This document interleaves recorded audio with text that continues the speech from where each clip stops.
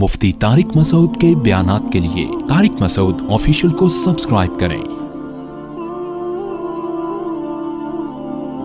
طارق مسعود official.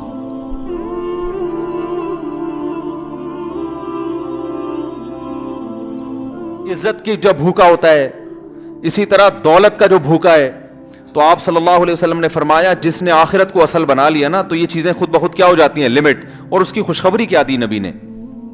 فرمایا اس کو 3 انعام دنیا میں ملیں گے۔ جعل اللہ غناہ فی قلبی، آہا کیا خوبصورت انعام ہے اور الفاظ ہیں۔ اللہ اس کے دل میں غنا پیدا کر دے گا، لاپرواہی، بے پرواہی، لوگوں کا محتاج۔ وہ لوگوں سے یہ امیدیں نہیں لگائے گا کہ میری عزت کرو، مجھے پیسے دو، مجھے کھانا دو، ٹھیک ہے نا، مجھے میرے ساتھ تعاون کرو، میرے ساتھ یہ، کیونکہ وہ جب آخرت اصل ہے تو یہ چیزیں خود بخود لمٹ ہو گئی نا، تو لمٹ میں چیزیں تو اللہ کی طرف سے ملی جاتی ہیں۔ تو پہلی عزت اس کو ملے گی غنا، محتاج نہیں۔ غنا سے انسان کی عزت میں اور اضافہ ہوتا ہے۔ آپ جب مانگتے رہتے ہو نا، یار 5 روپے مل جائیں گے یار، یہ تو عزت ختم ہوتی ہے نا۔ حتیٰ کہ جب واقعی ضرورت بھی ہوگی نا تو لوگ نہیں دیں گے آپ کو پیسے۔ تو فرمایا سب سے پہلے غنا، کیا مطلب؟ سر اٹھا کے جینا سیکھ جائے گا۔ یہ کتنی بڑی نعمت ہے، کتنی بڑی نعمت، سر اٹھا کے جینا، دل کا مالدار ہو جائے گا۔ مالدار آدمی غریب کے سامنے ہاتھ نہیں پھیلاتا، غریب کے سامنے اپنی حاجت بیان نہیں، غریب کے سامنے اپنی عزت چاہتا ہے نا، تو یہ غریب ہو کے بھی کیا بن جائے گا؟ ایسی دل کی کیفیت جیسی دولت مندوں کی ہوتی ہے۔ دوسرا انعام، جعل اللہ غناہ فی قلبی وجمع لہ شملا، اس کی فکروں کو اللہ جمع کر دے گا۔ آج کل کوئی ایک ٹینشن نہیں ہے۔ کسی سے پوچھنا کیوں پریشان ہو، تو فون کہ کوئی ایک وجہ ہو تو بتاؤں، ہے بھائی کوئی ایک وجہ؟ ابے بھائی کیا ہو گیا؟ یہی ہوتا ہے نا۔ یہ میرا بچے نے بھی سیکھ لیا، بھائی کیا ہو گیا؟ وہ چھوٹا سا بچہ بھی 4 سال کا، وہ میں آ رہا تھا تو میرے پیچھے پیچھے وہ بھی آنے لگا، چھوٹا 4 سال 3.5 سال کا ہوگا وہ، بالکل آپ نے دیکھا نا پدا سا۔ تو میں نے کہا بھائی کدھر آپ بیٹا گھر رہو؟ کہہ رہے بھائی کیا ہو گیا؟ مجھے اتنی ہنسی آئی، میں نے کہا اتنا سوچ، وہ بھائی ایسی باتیں کر رہا ہوتا ہے، وہ بھائی کیا ہو گیا؟ تو جمع لہ شملا، اللہ اس کی بہت ساری فکروں کو سمیٹ دیں گے۔ سمٹی ہوئی چیز اچھی ہوتی ہے۔ دیکھو کچرا بھی اگر ہو نا گھر میں پھیلا ہوا ہو تو برا لگتا ہے، سمٹ کے ایک ڈسٹ بن میں آ گیا سکون مل جاتا ہے کہ نہیں مل جاتا؟ حالانکہ کچرا ہے۔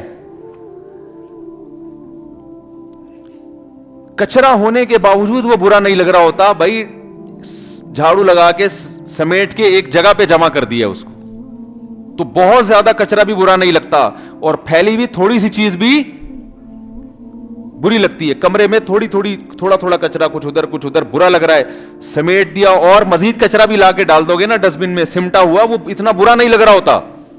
تو اللہ نے فرمایا ان کی فکریں سمیٹ دوں گا میں، صحیح ہے نا، گٹھری بنا کے رکھ دوں گا، بس یہی ہے، اور کوئی فکر نہیں ہے تمہاری۔ اور تیسری جو ہٹو بچوں، فرمایا اتتہ الدنیا وہی راغمہ، دنیا بھی اس کے پاس دوڑتی ہوئی آئے گی ناک رگڑتے ہوئے۔ سمجھ رہے ہیں؟ ہر چیز لمٹ تھی نا، حدود تھی، تو ملے گی لامحدود۔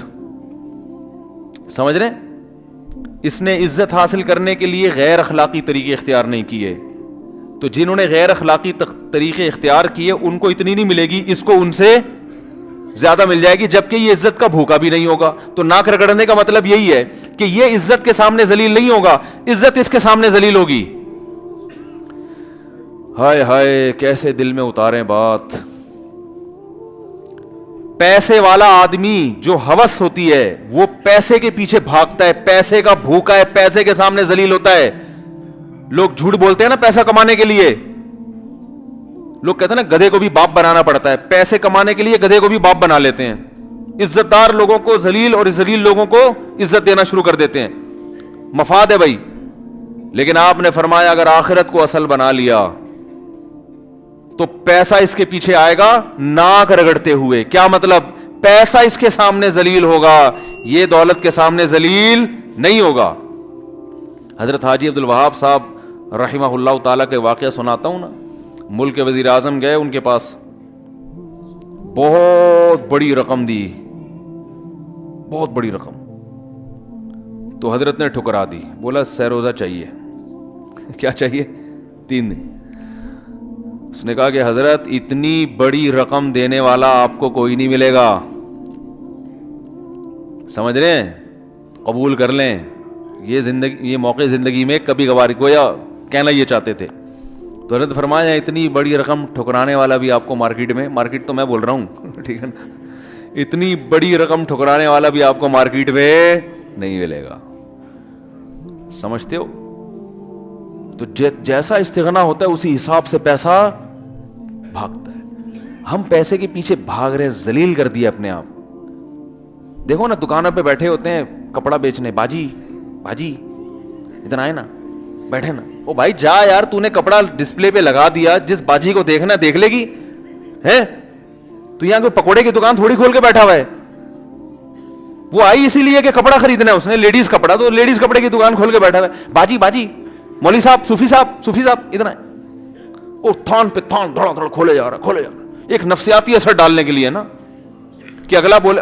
ہم تو بھائی کنفیوز ہو جاتے ہیں, کبھی کپڑا لینے جائے نا, ابے نہیں کھولا, نہیں کھول کے دے, اتنے کھول دے. آدمی کہتا ہے یار اب نہیں لیا تو یہ بولے گا اس کو تمہارا باپ لپیٹے گا یہاں بیٹھ کے. معذرت کے ساتھ تھوڑی سی ابیوز لینگویج استعمال کر رہا ہوں, لینا نہیں تھا تو یہ کیا کون لپیٹے گا. یہ نفسیاتی اثر ڈالتے ہیں. اتنے تھان کھلوا دی اور لے ایک بھی نہیں رہے. تو آدمی مروت میں آ کے لے ہی لیتا ہے. یار اب کیا, یہ گھٹیا طریقہ ہے پیسہ کمانے کا بھائی. ٹھیک ہے آپ تھان تو کھولیں کسٹمر کی سہولت کے لیے, اس کو غیر اخلاقی طریقوں سے گھسیٹنے کے لیے یہ پھر پیسے کے پیچھے بھاگ رہے ہو آپ. پھر جو لفاظی ہوتی ہے تاجروں کی, آپ دیکھو, یہ آپ کو یہیں سے ملے گا, کہیں اور سے تو ملے گا نہیں. آپ چونکہ آپ تو مفتی صاحب ہیں, اچھا آپ کے لیے اسپیشل ریٹ ہیں, حالانکہ وہ 100 آدمیوں کے لیے وہی ریٹ ہوتے ہیں. ایک دفعہ میں نے کوئی بائک کے لیے نا کچھ پارٹس خریدنے تھے, تو وہ مجھے اس نے پارٹ فروخت کیا. میں نے کہا کتنے کا؟ کہہ رہے ہیں آپ کے لیے مثلا 100 روپے کا. تو میں متاثر ہوں, میں نے کہا چلو داڑھی دیکھ کے تھوڑا سا خیال کر رہا ہوگا, 200 کی چیز ہوگی. آپ کے لیے کتنے کا ہے؟ 100 روپے کا. جب بھی میں پھر اسی دکان سے چیزیں خریدا کرتا تھا. کوئی بھی نہیں جانتا اس دکان والے کو, اس لیے کوئی غیبت نہیں ہے اس میں, اور وہ دکان والے کا بھی کوئی رابطہ نہیں ہے, وہ بھی نہیں جانتا. بہت پرانا واقعہ ہے, 20 سال تو کم از کم ہو گئے ہوں گے. تو آپ کے لیے اتنے کا. پھر مجھے پتا چلا یہ ہر ایک سے یہی کہتا ہے. ٹھیک ہے, آپ کے لیے. اور دکانداروں کی عادت ہوتی ہے کہ بھی آپ کو میں اتنے میں دے دوں گا, اور وہ سوچ رہے ہوتے ہیں جھوٹ بھی نہیں بول رہے ہم, تو آپ کو اتنے میں ہی دے دوں گا نا, اور کیا مطلب ہے اس کا. وہ خوش فہمی میں مبتلا ہو رہے ہیں کہ میرے لیے. اور انسان پتہ ہے کیا ہے, اپنی تعریف کے معاملے میں بہت جلدی غلط فہمی کا شکار ہو جاتا ہے. یہ انسان کی فطرت ہے. کوئی بھی آپ کی تعریف کرے نا کہ آپ میں یہ بڑی اچھی کوالٹی ہے, تو وہ نہیں بھی ہوگی نا, آپ کو یقین ہے کہ نہیں ہے, یہ کوالٹی تو ہے ہی نہیں, لیکن آپ متاثر ہو گئے یار بات بندے نے پتے کی ہے. یہ انسانی نیچر ہے, کیونکہ ہر انسان کو اپنے آپ سے بہت محبت ہوتی ہے, تو اپنی تعریف سن کے وہ خوش بھی ہوتا ہے اور وہ متاثر بھی ہو جاتا ہے.